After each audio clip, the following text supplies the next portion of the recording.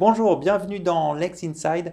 Au programme de ce numéro, on va parler procédures de prévention après la crise sanitaire. On parlera également d'engagement d'un cabinet d'avocats en matière de diversité et RSE. Et enfin, on parlera simplification des paiements pour les professions du droit. Pour débuter cette émission, j'ai le plaisir de recevoir Kaina Benour, associée chez BO Légal, qui va nous parler des procédures de prévention après la crise. Bonjour Arnaud. Kaina, bonjour. Bonjour. Alors, quelles sont les tendances en matière de prévention des difficultés des entreprises? Alors, il y a une tendance assez classique qu'on constate en matière d'entreprises en difficulté. C'est celle qui... alors, le droit des entreprises en difficulté a été créé en droit français en 1985. Et il y a une constante, c'est que les entreprises en difficulté ont du mal à reconnaître leurs difficultés et donc à utiliser les outils juridiques qui leur est donné pour surmonter leurs difficultés passagères. De manière classique, chaque année, on dénombre environ 50 000 procédures de procédures collectives et procédures de prévention. C'est un nombre qui est assez modeste vis-à-vis, au regard des difficultés que peuvent rencontrer les entreprises. Et donc, on sent bien une réticence des entreprises françaises à recourir au droit des entreprises en difficulté. Ça, c'est une première tendance qui se dégage de manière constante, et ça depuis 1985, depuis les premières lois du droit des entreprises en difficulté. Il y a une tendance aussi qui est actuelle, qui est de constater un net recul du recours aux procédures de prévention et procédures collectives par les entreprises en difficulté, et ce, malgré la crise sanitaire, ce qui peut paraître paradoxal, puisqu'on aurait pu croire que, du fait de la crise sanitaire, les entreprises se seraient ruées sur la procédure de prévention et la procédure collective, et ça n'a pas été le cas. Alors, comment ça s'explique? Alors, comment ça s'explique? Parce que il y a eu des substituts qui ont été mis en place par le législateur qui a détourné les entreprises du droit des entreprises en difficulté. Elles ont préféré prendre les PGE, les prêts garantis par l'État, pour sauvegarder leur trésorerie. Et elles ont bénéficié aussi, de facto, de moratoire sur les suspensions des poursuites. Donc, elles ont bénéficié aussi d'un stand-by pendant la crise sanitaire qui leur était très bénéfique. Donc, tout cela fait qu'en 2020, on a eu un recul des procédures de prévention et collective, alors qu'on était en pleine crise sanitaire et on s'attendait à ce que les entreprises y aient recours massivement. Ça n'a pas été le cas, puisqu'on a dénombré uniquement 30 000 procédures de prévention et collective, soit 20 000 de moins qu'une année normale.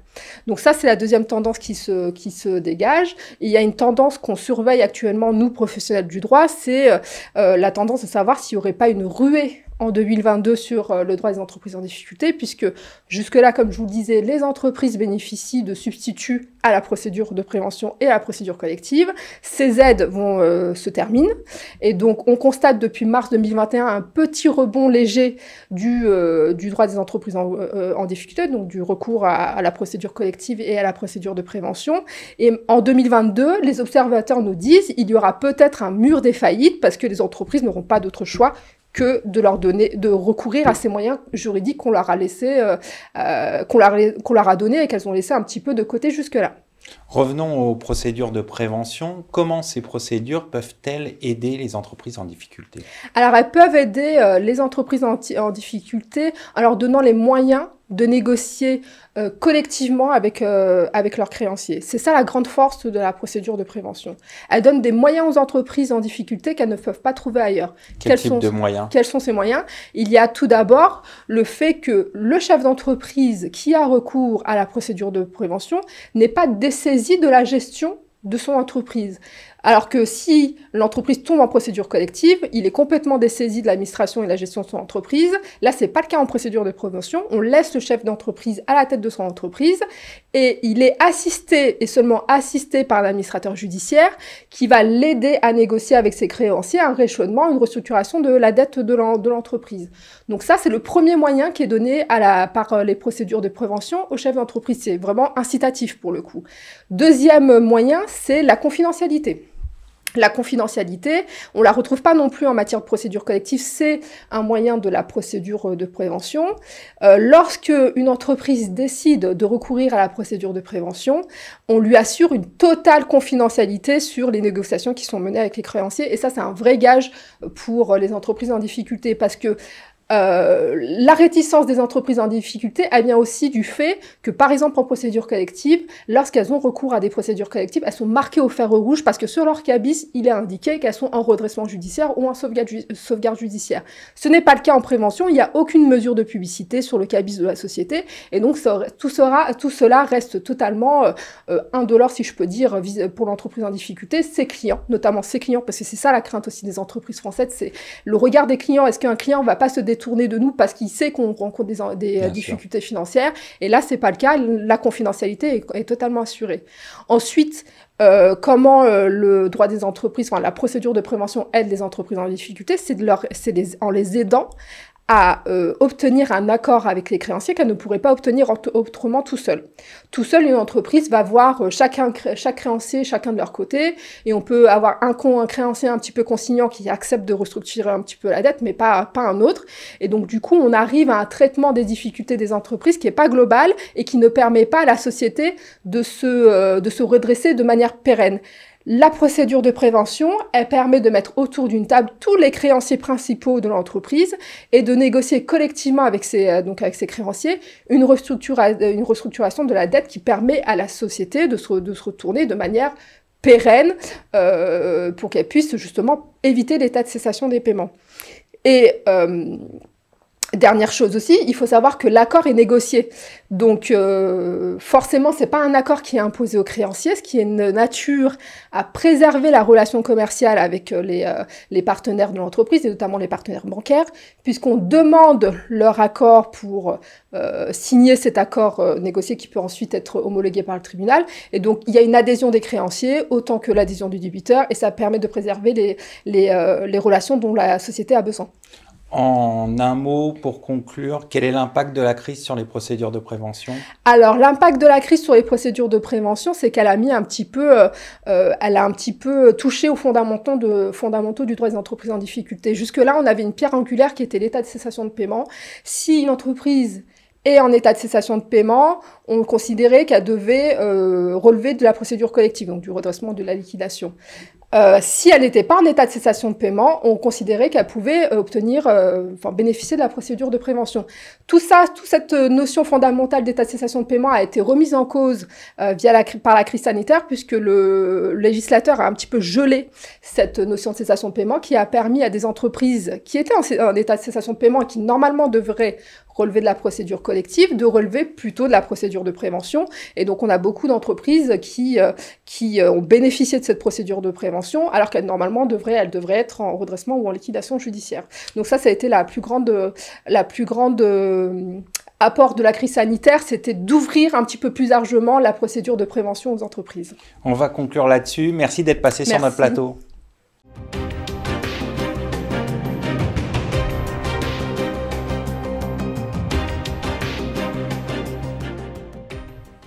Vous êtes toujours dans Lex Inside. Pourquoi un cabinet d'avocats s'engage-t-il en matière de diversité et RSE? Comment le fait-il? Quelles initiatives il peut soutenir? On en parle tout de suite avec mon invité, Boris Martor, associé chez Bird & Bird et administrateur du fonds diversité et RSE du cabinet. Boris, bonjour. Bonjour Arnaud. Alors, pourquoi le cabinet Bird & Bird a-t-il choisi de s'engager en matière de diversité et de RSE? Alors, c'est une tradition assez ancienne, puisque dès la création du cabinet en France, en l'an 2000, en fait, le cabinet a cultivé ce qu'il appelle égalité by design, avec une volonté d'abord d'avoir une égalité parfaite entre les hommes et les femmes, entre associés, mais aussi de privilégier les femmes dans leur développement personnel, avec des programmes type Ladies at Bird pour les aider dans leur développement de carrière. Et puis, au fil des années, je crois que les valeurs du cabinet, qui sont des valeurs de partage, mais aussi de développement de la diversité, nous ont conduit à élargir le spectre de nos activités au fil des années à de nombreuses initiatives. Quel type d'initiative? Alors, On a toute une série d'initiatives qui sont soit des soutiens financiers à certaines actions, soit une activité pro bono de nos équipes. Pour organiser ces activités, nous avons un comité diversité RSE qui se réunit depuis plusieurs années, que je préside, et qui revoit chaque mois les actions de la part de nos collaborateurs, de nos personnels de support et de nos associés, qui sont des actions pro bono que le cabinet souhaite soutenir. Soutenir, ça veut dire donner la chance à chacune dans le cabinet de pouvoir s'engager. Et je crois que la valeur d'engagement, c'est quelque chose qu'on souhaite promouvoir dans le cabinet, parce que ça correspond à nos valeurs, ça correspond aussi aux valeurs de nos clients. Et puis, il y a un soutien, au-delà des actions pro bono quotidiennes, qui est un soutien plus financier. On a par exemple soutenu récemment avec le fonds Diversité RSE qu'on a créé en décembre 2020, l'association Le Refuge, qui aide les jeunes homosexuels qui sont exclus par leur famille. Et on a aidé par exemple aussi financièrement une association qui nous tient à cœur, qui est une association qui s'appelle Urgence Identité Afrique, une association qui vise à donner une identité à des millions d'enfants africains, puisqu'il existe un phénomène d'absence d'identité pour de nombreux enfants africains qui leur pose problème dans leur développement, puisque sans identité, on n'est personne, et si on n'est personne, on ne peut pas se développer, avoir des papiers, avoir des diplômes, et se développer dans la vie. Donc ça, ce sont des exemples d'activités, voilà. Et comment vous sélectionnez ces projets? Comment se fait la décision pour décider d'octroyer tel ou tel financement? Alors, cette année, on a soutenu financièrement ces deux associations, mais on a également soutenu l'association L'Autre Cercle, puisqu'on avait décidé de signer également la charte diversité LGBTQ de L'Autre Cercle. Et je dirais que le soutien, on le décide de manière collégiale. On en discute effectivement chaque mois en comité et puis dans le conseil d'administration de notre fonds. Et chaque année, on pense que c'est important de privilégier telle ou telle action en fonction des coups de cœur, mais aussi en fonction de l'adhésion collective. On est à peu près 180 en France. On a à peu près 30 membres dans le comité diversité RSE et on est 4 administrateurs du fonds. Et c'est avec ces instruments, ces organes de gouvernance qu'on décide. Après, je peux vous décrire d'autres activités qui sont des activités personnelles des avocats du cabinet. Elles sont nombreuses. Moi, personnellement, je suis depuis 5 ans mentor dans un programme qui s'appelle Révélateur, qui est soutenu par le club 21e siècle.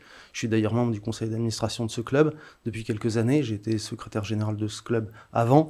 Et cette activité Révélateur est une activité de mentoring des femmes issues de la diversité ethnoculturelle qui sont en général fortement diplômées, mais qui sont femmes, pas forcément d'une origine française classique, si on peut dire, et qui, au bout d'un moment, sont confrontées à un double plafond de verre. Et donc, on les aide sur un programme de 6 mois avec un certain nombre de sessions de mentoring. J'ai également coaché, par exemple, un ancien détenu qui a inventé un jeu de société qui a été primé de nombreuses fois. Il s'appelle Arbi Mardage, je le salue aujourd'hui d'ailleurs. Et c'est un jeu qui s'appelle RPS, remise de peine supplémentaire, et qui vise à faire de la prévention de la délinquance. Mais les initiatives sont nombreuses. Mon associé Jazia Tourtit soutient par exemple une autre action qui s'appelle Viens voir mon taf, qui vise à accueillir au cabinet un certain nombre de collégiens et qui recherchent leur voie. Et en les accueillant, on leur explique quel est notre métier.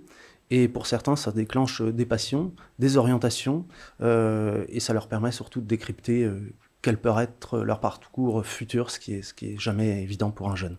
Alors, on voit que vous soutenez de nombreuses initiatives. Pour conclure, peut-être quelles sont les prochaines étapes dans l'engagement en matière de diversité RSE pour le cabinet? Alors, actuellement, on est toujours en réflexion sur de nombreux horizons.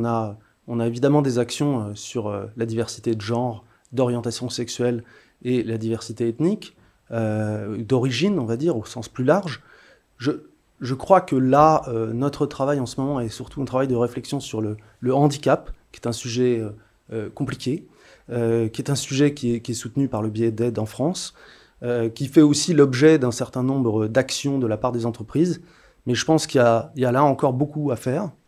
Beaucoup à faire en termes de pédagogie. Je pense que dans les questions de diversité RSE, 50% du chemin déjà, c'est de faire de la pédagogie en interne et d'expliquer également que des personnes d'origine diverse ou avec des handicaps, par exemple, peuvent aussi participer à un travail professionnel et également à une vraie richesse de l'entreprise et à des valeurs de partage. Donc, notre orientation en 2021, on la souhaite surtout autour du handicap aussi. Et donc, on se pose des questions sur ce qu'on va faire dans ce secteur. On va suivre tout ça avec attention. Merci Boris d'être passé Arnaud. sur notre plateau.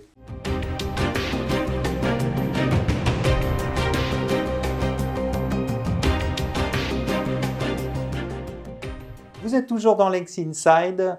Comment simplifier les paiements des professionnels du droit et du chiffre? On en parle tout de suite avec mon invité, John Banner, CEO de WiderPay. John, bonjour. Bonjour. Alors, qu'est-ce que WiderPay? WiderPay, ça permet aux professionnels du droit, principalement un cabinet d'avocats, de se faire régler en 24 heures. Donc, ils se font régler leurs honoraires très rapidement pour à peu près 74% des factures qu'ils vont envoyer via notre outil. Pourquoi? Parce que la facture est envoyée au bon moment. On a un système d'IA qui détermine le meilleur horaire d'envoi. Numéro 2, le paiement est très très simple. C'est-à-dire que le client, si son entreprise ou particulier, peut régler par carte, par virement instantané, il met son IBAN et ça paye. Et numéro 3, si jamais il y a un oubli, il y a un système de rappel automatique qui fait gagner à peu près 6 heures d'administratif par semaine aux centaines de cabinets qui utilisent notre outil.